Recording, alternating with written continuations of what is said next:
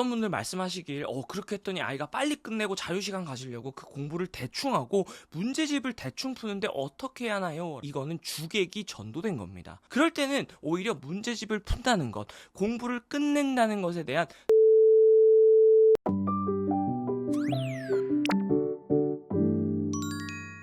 안녕하세요, 조코치입니다. 이제 부모님들께서 종종 하시는 질문 중에서 아이가 자발적으로 숙제나 해야 할 일을 하기가 어려울 때 선물을 사주거나 갖고 싶은 걸 갖게 해주겠다라는 물질적 보상을 사용하시는 경우가 종종 있는데 이거 괜찮을까요? 질문하시는 분들이 많이 계세요. 결국 자기주도가 되려면 아이 스스로 하고자 하는 마음을 먹는 내적 동기가 중요하다고 다들 하는데 이렇게 자꾸 물질적인 보상을 주다 보면 거기에 의존해서 오히려 자발적으로 못하게 만드는 건 아닐까 걱정들을 하시더라고요. 실제로 이제 보상과 관련해서 전문가분들이나 선배 부모님들의 말씀도 분분한데요. 어떤 분들은 되게 도움이 된다, 어떤 분들은 그건 지속 가능하지 않다라고 말씀들을 하시죠. 그래서 사실 이와 관련해서 제가 3년 전쯤에 한번 내용을 정리해서 영상을 올렸던 적이 있는데 많은 분들께서 이제 보고 나서 많은 도움이 됐다고, 또 보상 관련한 기준이나 원칙이 잘 정리됐다라고 말씀들을 남겨주셨습니다. 그런데 아마 이제 조코칭을 시작하기 훨씬 전이라 영상을 못 보신 분들이 많이 계실 것 같아서 오늘은 이 영상을 조금 더 정리하고 보완해서 또 최근에 많이 받았던 질문에 대한 답을 포함해서 새롭게 한번 내용을 정리해봤는데요. 그래서 제가 오늘 드릴 얘기의 결론부터 말씀드리면, 저는 보상에 대한 긍정, 부정 양쪽 다 일리가 있는 말이라고 생각하고, 뭐가 옳고 그르냐보다 더 생산적인 질문은 사실 아이들의 학습에 물질적 보상을 어떻게 현명하게 활용할 수 있을까라는 질문이 아닐까 생각하는데요. 그래서 오늘 영상을 끝까지 보시면 아이들에게 보상이라는 게 자기주도를 해치는 독이 되지 않고 오히려 아이의 내적 동기를 효과적으로 자극하는 좋은 수단으로 활용하는 방법과 기준에 대해서 완벽하게 이해하실 수 있게 될 거라 생각합니다. 그렇다면 먼저 물질적 보상의 현명한 활용을 위해서 물질적 보상이 왜 장기적으로 아이들에게 부정적인 영향을 끼치는지를 이해해야 할 텐데요. 여기에 대해서 이제 물질적 보상이 주는 외적 동기의 부정적 영향에 관련된 아주 유명한 일화를 하나 소개드리겠습니다. 어느 날 외국의 한 심리학자의 집 앞 잔디밭에 아이들이 찾아와서 공놀이를 하면서 놀았답니다. 그런데 너무 시끄러워서 견딜 수가 없었던 그 학자는 화를 내며 아이들을 쫓아냈지만 어느새 아이들은 몰래 다시 와서 놀기 시작했다고 합니다. 며칠 뒤 그 학자는 새로운 방법을 생각해내고 나서 아이들에게 웃으며 이렇게 얘기했다고 하는데요. 너희들이 뛰어노는 모습이 보기 좋구나. 이제부터 너희들이 우리 집 앞에서 놀 때마다 너희들에게 1달러씩 줄게 라고 말했대요. 아이들은 어리둥절하면서도 돈까지 받았으니 더 신나게 놀았다고 하는데요. 아이들은 매일 그 잔디밭에서 요란하게 놀았고 심리학자는 약속대로 아이들에게 매일 1달러씩 줬다고 합니다. 그렇게 2주가 지난 어느 날, 그날도 신나게 논 아이들은 심리학자에게 돈을 달라고 말했습니다. 그러자 그 학자는 사정이 안 좋아졌다며 이제부터는 하루에 50센트씩만 주겠다고 말했습니다.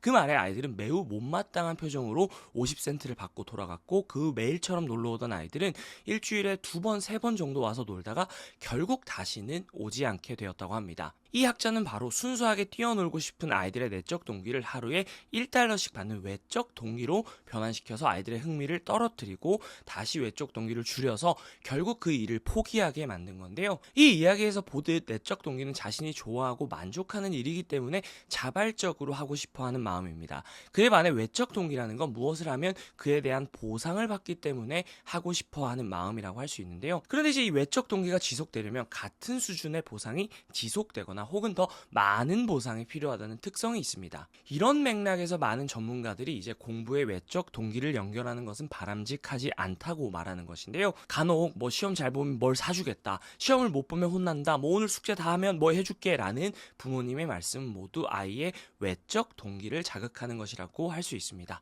그런데 이제 아이를 직접 키워보신 부모님들은 적절한 물질적 보상이 오히려 아이들에게 긍정적 영향과 학습에 대한 동기를 부여할 수 있다고 말씀하시는데요. 대표적으로 저희 채널에 출연하셨던 서울대 삼형제 어머니가 적절한 물질적 보상을 통해 아이들의 학습 동기를 좀 자극하셨다고 말씀하셨었죠. 이렇게 때로는 물질적 보상이 필요하다고 한 이유가 바로 어린아이들 같은 경우에 즉각적인 보상이나 재미를 제공하는 게임이나 놀이에 비해서 학습에 대한 직접적인 요인을 당장 찾기가 쉽지 않기 때문입니다. 물론 이제 그렇게 된다면야 좋겠지만 이 과목이 너무 재미있고 좋다라고 느끼기가 일반적으로 쉽지 않고, 반대로 어른들처럼 지금 열심히 열심히 공부를 해야 나중에 내가 꿈을 이룰 수 있어 라는 장기적 보상을 생각하기엔 아이들이 아직 어리기 때문이죠. 그래서 늘 제가 아이들이 왜 공부해야 돼요? 공부하면 뭐가 좋아요? 라고 질문할 때 어른들이 이해한 방식으로 공부를 잘하면 뭐가 좋고 나중에 뭐가 도움이 되고 이런 말씀들을 하셔도 아이들 입장에선 전혀 접수가 되지 않을 가능성이 높다고 말씀드렸었죠. 왜냐하면 그걸 이해하는 데 필요한 경험을 쌓은 적이 없기 때문에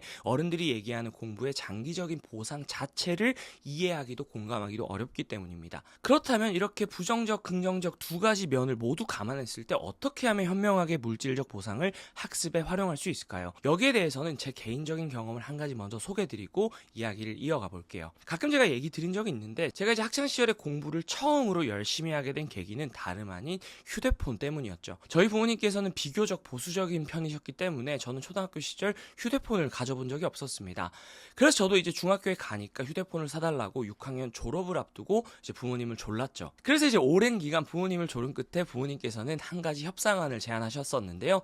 이제 성적이 좀 들쑥날쑥해서 어떤 데는 뭐 성적이 반에서 절반 안에도 들지 못했던 제게 배치고사에서 전교 3등 안에 들면 원하는 휴대폰, 원하는 요금제를 해주시겠다라는 말씀이었습니다. 그 말씀을 듣고 처음에는 그거 안 사주시겠다는 거나 마찬가지 아니냐며 이제 다시 부모님께 협상을 시도했지만 어머니는 그렇게 휴대폰이 갖고 싶다면 도전을 해보라고 말씀하시며 그걸 할지 말지 최종적인 결정은 너가 스스로 해 라고 말씀하시면서 이제 부모님께서 더 이상의 양보는 없다고 단호하게 말씀을 하셨습니다. 분명히 이제 쉽지 않아 보였지만 당시 저는 광팬이었던 배우 김태희 씨가 광고하던 LG의 그 뮤직폰이라는 게 너무 갖고 싶었고 동시에 생각을 해보니 뭐 내신 시험도 아니고 6학년 과정을 가지고 치르는 배치고사 이거는 이제 다른 친구들이 준비를 안 하고 있다는 사실을 알고 있었기 때문에 해볼만 하다는 생각이 들었습니다. 그렇게 이제 2달간 열심히 시험을 준비한 결과 저는 신기하게도 딱 전교 3등을 할 수 있었는데요. 그렇게 저는 그토록 원하던 휴대폰을 살 수 있게 됐습니다. 그런데 이제 여기서 중요한 본질은 제가 갑자기 전교 3등이 되었다는 사실이 아닙니다.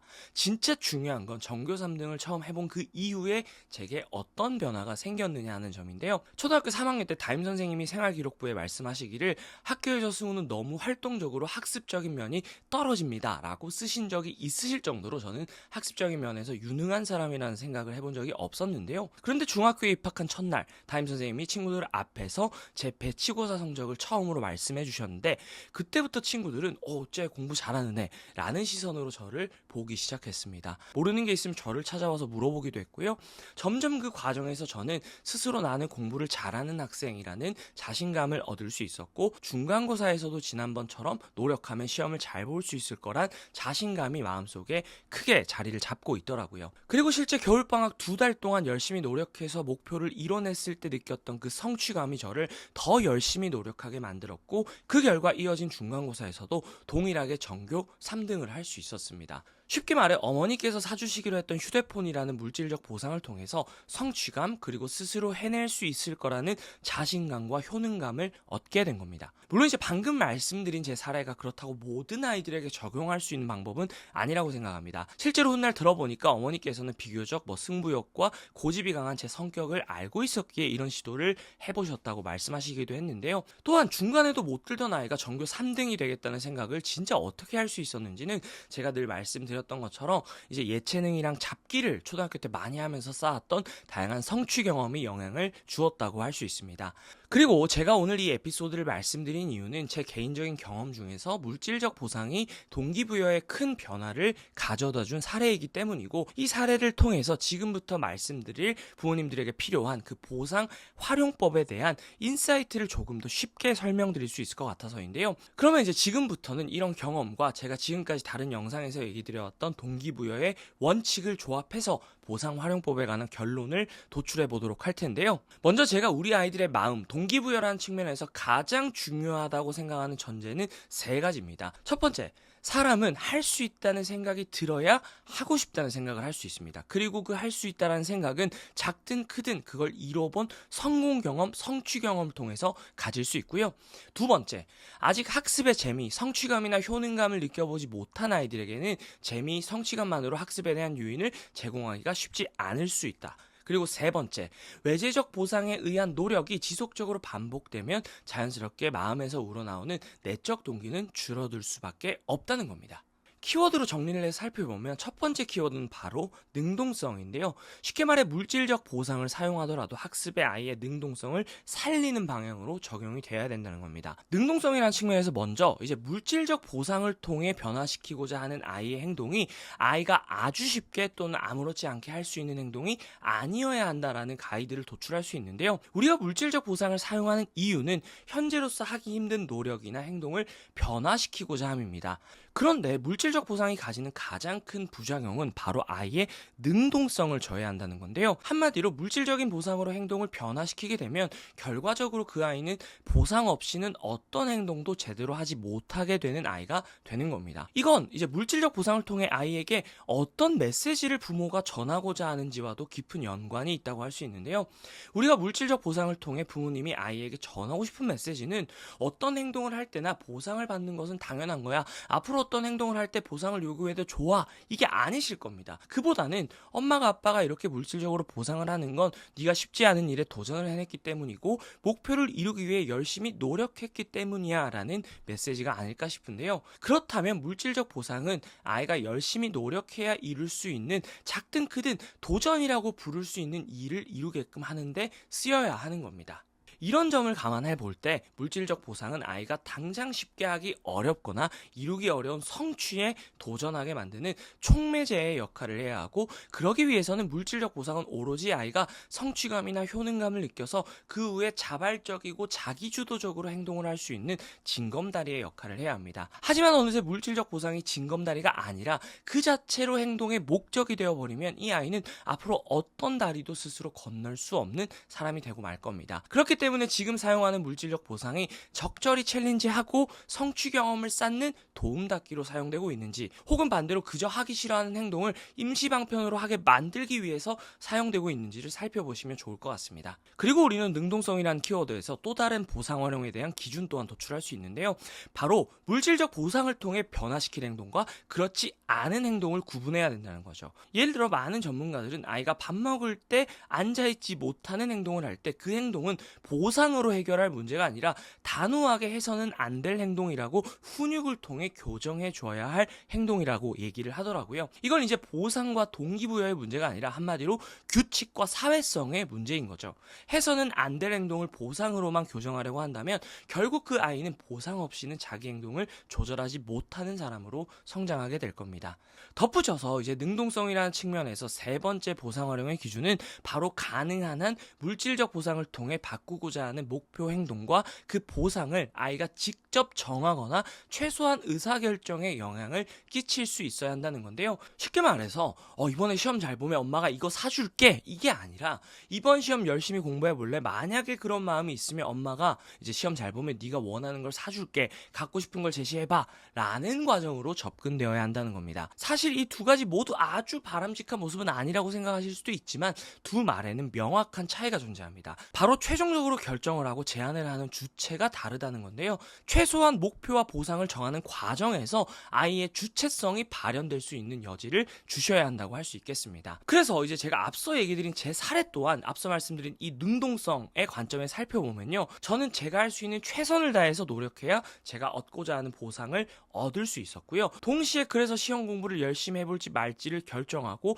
그에 대해 어떤 보상을 받을 수 있을지에 대한 의사결정의 최종 주체가 바로 저 자신이었습니다.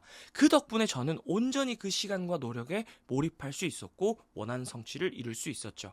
그 선택을 제가 했다는 느낌이 있었기 때문에 그 행동이든 결과든 책임감을 느낄 수 있었던 겁니다. 그래서 이제 물질적 보상을 능동성이라는 측면에서 좀 정리해보면, 첫 번째로 보상을 통해 이루고자 하는 행동이나 목표가 적절히 챌린지한 것이어야 되고, 두 번째는 그것이 사회성과 규칙의 문제로 해결해야 하는 행동이어서는 안 된다라는 점, 세 번째는 그 목표와 보상에 대한 최종 결정의 주체가 그 행동을 하는 아이 본인이라는 느낌이 들도록 해야 한다는 겁니다. 네, 그러면 이제 두 번째 키워드로 넘어가 볼 텐데요. 두 번째 키워드는 바로 주기와 빈도입니다. 앞서 말씀드린 것처럼 쉽게 이룰 수 있는 행동에 대해선 물질적 보상이 긍정적 영향을 끼치기 어렵다고 말씀드렸는데요. 이건 곧 이제 단시간에 혹은 단기간에 할 수 있는 행동을 물질적 보상을 통해 바꾸려고 하면 별로 의미가 없다는 것을 의미합니다. 쉽게 말해서 당장 숙제 한 페이지 푸는 거, 아니면 당장 인터넷 강의에 집중하는 말씀드렸던 것처럼 아이의 능동적인 노력을 아주 깊이 요구하지 않는 행동 같은 경우에는 물질적 보상으로 바꾸려고 해서는 안 된다는 겁니다. 물론 이런 경우라면 뭐 자유시간이나 게임하는 시간 같이 또 다른 형태의 보상을 제공할 수는 있겠지만, 이 또한 이제 숙제하면 게임할 수 있게 해줄게 보다는 당연히 해야 할 숙제를 했으니 자유시간을 누릴 자격이 있어 라는 메시지를 아이에게 전하는 것이 바람직합니다. 전자의 경우에는 숙제는 게임할 수 있는 시간을 엄마가 줘야 할 만큼 재미없고 지루하고 힘든 일이라는 메시지가 그 기저에 깔려있기 때문인데요. 그에 반해 후자의 경우 숙제는 당연히 해야 되는 것이고 자신의 할 일을 한 사람만이 자유롭게 놀 수 있는 자격이 있어 라는 메시지를 전하는 것이기 때문에 겉으로 볼 때는 같더라도 엄연히 이 두 말이 전하는 메시지는 다르다고 할 수 있습니다. 또한 이제 물질적 보상을 활용하는 빈도에 있어서도 전문가들은 가능한 간헐적이고 비규칙적인 것이 좋다고 말하는데요. 어떤 행동을 할 때마다 보상을 연속적이고 규칙적으로 주게 되면 그건 곧 그 행동은 보상을 받았을 때만 하게 되는 것이라는 메시지를 아이에게 전하게 됩니다. 그럴 경우 어떤 행동을 유지시키거나 변화시키기 위해서는 이전보다 훨씬 더 큰 보상을 줘야 합니다. 하지만 반대로 아이가 규칙성이나 연속성을 예측하기가 어렵게 간헐적이고 비규칙적으로 보상을 주게 되면 그 보상 자체의 가치가 훨씬 더 크게 느껴지게 되고 행동은 곧 보상이라는 부정적인 영향을 최소화할 수 있습니다. 그래서 이제 빈도와 주기 측면에서 정리를 좀 해보면 아이에게 물질적 보상은 중장기적인 노력을 요구하는 행동에 쓰여야 하고, 보상처럼 느껴지는 걸 제공하더라도 이걸 해서 이걸 준다가 아니라 이걸 한 사람이 이걸 누릴 자격이 있어라는 메시지를 전해야 한다는 것, 그리고 가능한 보상은 간헐적이고 비규칙적인 형태로 주는 것이 좋다라고 정리할 수 있을 텐데요. 하지만 그럼에도 불구하고 제가 다시 한번 강조드리고 싶은 말씀이 있는데요. 물질적 보상은 어디까지나 임시적인 수단이지 결코 아이의 행동을 근본적으로 바꾸는 지속 가능한 방법이 될 수 없다는 점을 잊어서는 안 된다는 겁니다. 물질적 보상이라는 징검다리를 통해서 궁극적으로는 아이가 그전까지 느껴보지 못한 성취감과 나도 잘해낼 수 있다는 효능감, 그리고 뭔가를 학습하고 탐구하는 과정이 얼마나 재미있고 의미 있는 일인지를 느낄 수 있게, 목적지에 도달할 수 있게 도와주셔야 된다는 사실을 기억해 주세요. 그리고 그걸 위해선 물질적 보상도 중요하지만 결국 그보다 훨씬 더 중요한 건 제가 늘 오랫동안 말씀드린 것처럼 아이의 노력과 작은 성취를 알아봐주는 부모님의 지속적인 칭찬, 인정이 중요하고, 학습 자체에 대해 부정적 감정을 느끼지 않고 이 정도면 도전해 볼 수 있겠는데 라고 느낄 수 있는 수준의 학습량과 난이도를 통해 아이들이 지속해서 하는 만큼 되는 성취 경험을 쌓게 해주셔야 한다는 것을 꼭 기억해 주셨으면 좋겠습니다. 그리고 제가 오늘 말씀드린 내용과 관련해서 그간 받았던 두 가지 질문에 대한 답을 함께 좀 덧붙여 보려고 하는데요. 먼저 3년 전에 영상이 올라가고 나서 이런 질문을 주신 분들이 계셨는데요. 만약에 그 작가님 에피소드에서 작가님이 전교 3등을 못했다면 부모님은 휴대폰을 사주셨을까요? 예를 들어 열심히 했는데도 4등을 할 수도 있고 뭐 10등을 할 수도 있잖아요. 만약 저희 아이도 뭔가를 열심히 했지만 약속한 목표치에 도달하지 못했다면 어떻게 해야 할까요? 라는 질문이었습니다. 물론 이제 저희 어머니가 뭐 오은영 박사님은 아니지만 나름대로 30년간 어린이집 교사부터 원장으로 또 유아교육 전문가로 활동을 하셔서 뭔가 우리 구독자분들께도 도움되시지 않을까 해서 여쭤봤는데요. 어머니는 이렇게 답을 하시더라고요. 전교 3등을 했을 때 휴대폰을 사준다는 기준으로 이제 합의를 했고 약속을 했기 때문에 약속의 일관성과 권위를 위해서 휴대폰은 사주지 않았을 거라고 말씀하셨습니다. 다만 이제 부모로서 전교 3등은 아니더라도 그 과정에서 열심히 최선을 다해 노력했다라는 판단이 든다면 그에 대해서는 적극적으로 칭찬하고 인정해주면서 필요하다면 휴대폰이 아닌 다른 선물을 해줘서라도 과정에 대해서는 적극적인 피드백을 주지 않았을까라고 말씀하셨습니다. 여기에 동의가 되신다면 이 답변을 좀 정리해 보면 결국 물질적 보상을 활용할 때 그와 관련된 부모님의 말씀과 권위가 일관되고 흔들려서는 안 된다는 것, 반대로 그럼에도 그 과정과 노력은 지속해서 알아봐주고 어떤 방식으로든 긍정적인 피드백을 줘야 한다는 점을 도출해 볼 수 있을 것 같고요. 이제 두 번째는 물질적 보상에 대한 건 아닌데, 이제 지난번에 이 조코칭 영상 또 이 쇼츠 영상 올라가고 나서 그 부모님들이 숙제 다 하면 게임하게 해줄게, 뭐 공부 다 하면 자유시간 줄게 관련해서 제가 좀 말씀드렸던 거 관련인데요. 제가 이 조코식 영상에서 이제 애들이 공부를 할 때 시간 단위로 얼만큼 해가 아니라 분량 단위로 계획을 세워서 부모님과 정해진 그 분량 단위 다 하고 나면 시간이 부모님 생각보다 적게 걸렸어도 자유시간을 주거나 하고 싶은 걸 할 수 있는 기회, 그 약속했던 걸 주셔야 한다고 말씀드렸는데요. 여기서는 이 자유시간이 이제 바로 이 아이에게 보상이라고 할 수 있겠죠. 그런데 이제 어떤 분들 말씀하시길 그렇게 했더니 아이가 빨리 끝내고 자유시간 가지려고 그 공부를 대충 하고 문제집을 대충 푸는데 어떻게 해야 하나요? 라고 질문들을 하시더라고요. 그리고 어떤 분들은 그러니까 오히려 반대로 분량이 아니라 시간 단위로 공부량을 정해줘야 하는 거 아니에요? 말씀하신 분도 있었어요. 결론부터 말씀드리면 이거는 주객이 전도된 겁니다. 우리가 공부를 시키는 이유가 그 시간 동안 아이의 앉아있는 모습을 보려고 하는 게 아니잖아요.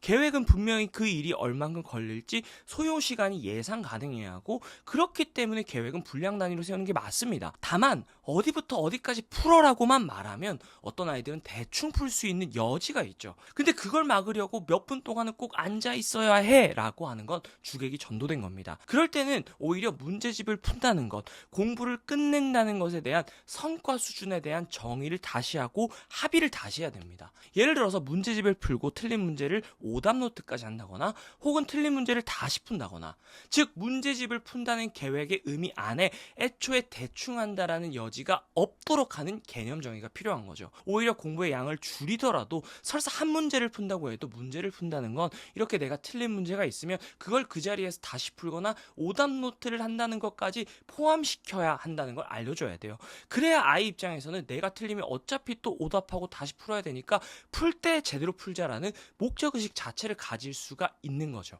네, 그래서 이제 오늘 여기까지 보상 활용에 대한 얘기 드려봤고요. 우리 아이들의 동기부여로 고민하시는 부모님들께도 도움되셨길 바라면서, 또 도움되셨다면 구독과 좋아요도 많이 부탁드리겠습니다. 끝으로 이제 초등아이들의 동기부여와 자기주도 학습을 위한 디냅 11월 개강반 마감기한 소식만 말씀드리고 영상 마칠 텐데요. 아마 지금 이 영상 보고 계신 분들 중에서 이제 보상이 있어야만 자기 할 일과 공부를 하는 아이, 아니면 보상이 있어도 안 하는 아이 때문에 고민하시면서 어떻게 하면 아이의 내적 동기를 끌어올려줄 수 있을까 고민하시는 분들 많이 계실 것 같은데요. 결국 아이의 내적 동기를 끌어올리는 방법은 두 가지입니다. 첫 번째는 아이가 자기 할 일과 공부를 작은 단위로 계획을 세우고 그걸 계속해내는 성취 경험을 쌓으면서 나도 할 수 있다라는 자기 효능감을 쌓아야만 결국 그게 습관으로 이어질 수 있습니다. 그리고 두 번째는 그냥 기계적으로 공부를 하는 게 아니라 스스로 내가 공부할 이유 또는 목표, 꿈을 찾으면서 목표 의식을 다지고 그걸 계속 파고들면서 진짜 내가 지금 하고 있는 이 일과 공부들이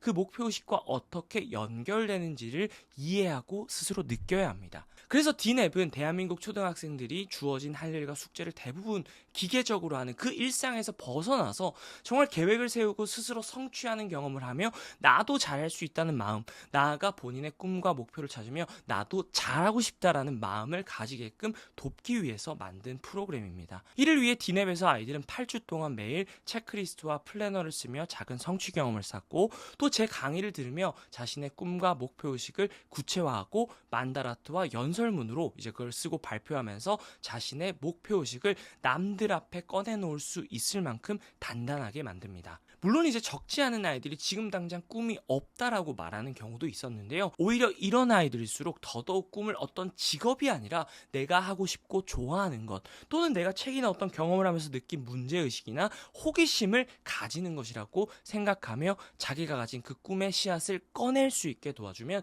자신만의 목표의식을 찾아가게 되더라고요. 그런 점에서 우리 아이에게 내적 동기를 가질 계기가 필요하다고 생각되시는 분들은 이번 11월 디냅 개강반에 참여하셔서 남은 2학기와 이 겨울방학 동안만큼은 스스로 자기 공부와 할 일을 해나가는 아이로 성장할 기회 만들어주시면 좋겠습니다. 11월 디냅 개강반이 궁금하신 분들은 고정 댓글에 있는 상세 페이지 링크나 또 쇼케이스 다시 보기 링크 살펴보시면 좋을 것 같고요. 모집은 11월 5일 화요일 자정까지고요. 그 전에 신청이 완료되면 조기 마감될 수 있는 점 참고해 주시길 부탁드리겠습니다.